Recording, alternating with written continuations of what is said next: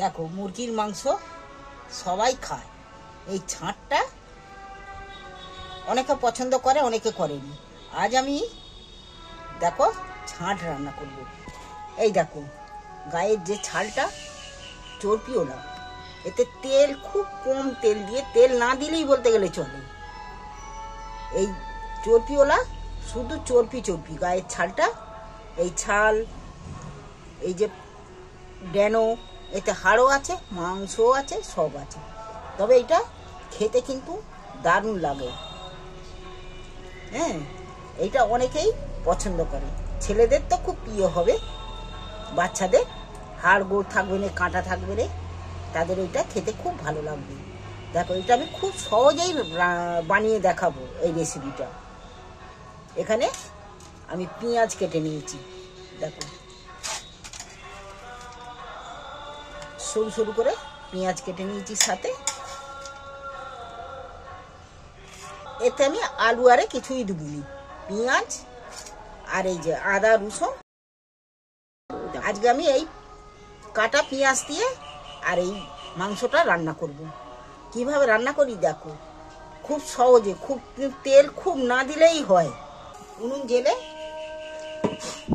কড়া বসিয়ে দিয়েছি, কড়ায় আমি 1 পোলা তেল দিচ্ছি, খালি 1 চামচের মতো তেল দিয়েছি।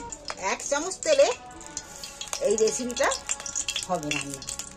প্রথমেই আমি তেলের উপরে মাংসগুলো তুলে দিচ্ছি। মাছে যেমন হলদু মাখায়, আমি তার এমন হলদিটা দিয়ে দিচ্ছি একটু পরিমাণ মতো। এটা হলদি দিয়ে তেলের মধ্যে একে নাড়াচাড়া করবো।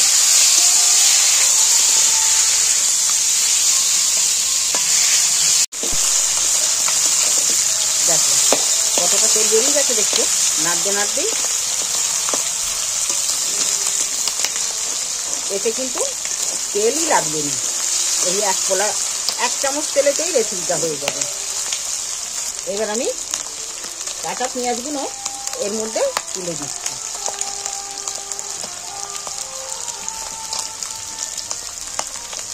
এতে যত নাড়তে থাকবে ততই তেল বেরিয়ে, যত ভাজা হবে।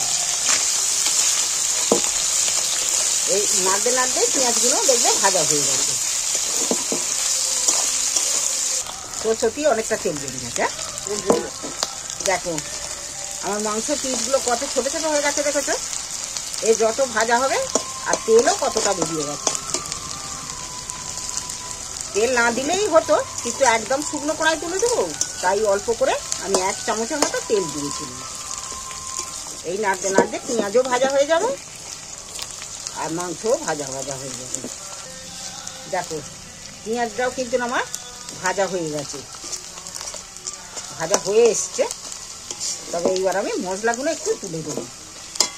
এখানে আমি 1 চামচ আদা রসুন একসাথেই বেটে নিয়েছি, আদা রসুন বাটা তুলে দিই। পরিমাণ মতন হলদি দিই, ঝালও পরিমাণ মতন দিচ্ছি। তোমরা কিন্তু এই জিনিসটা যেমন ঝাল খাবে তেমন দেবে, ঝালটার ব্যাপারে তোমাদের উপর।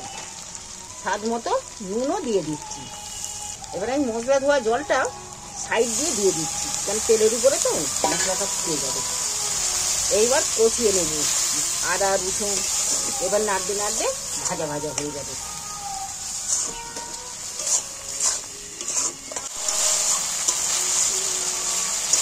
এবার আমি নাড়তে নাড়তে মশলাটাকে ভালো করে কষিয়ে নেব।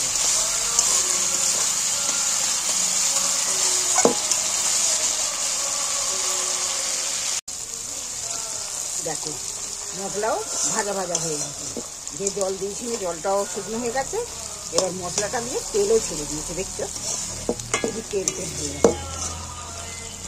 এবার আমি একটু সেদ্ধ হওয়ার জন্যে অল্প একটু জল দিয়ে একটু চাপা দেবো, যাতে মাংসটা ভালো সেদ্ধ হয়ে যায়।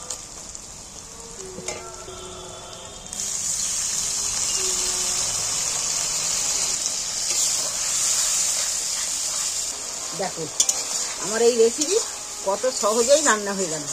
এই একটুখানি দিয়েই ভাত একদম খুব জোর খেয়ে নেবে। এই রেসিপিটা এতই টেস্টি হয় যে মাংস ফেলে রেখে খাবে ছেলেরা। আমি এবার একটু চাপা দিয়ে রাখছি। আমি একটা কাঁচি নিয়ে চাপা দিচ্ছি। 5 মিনিট পর ফিরে এসছি। দেখো তেল বেরিয়েছে। দেখো দেখো আমার রেসিপি রেডি। সবই কিন্তু গলে গেছে আর দারুণ সেন্ট উঠেছে, দারুণ খেতেও হবে দারুণ। এবার আমি ঢেলে ফেলছি।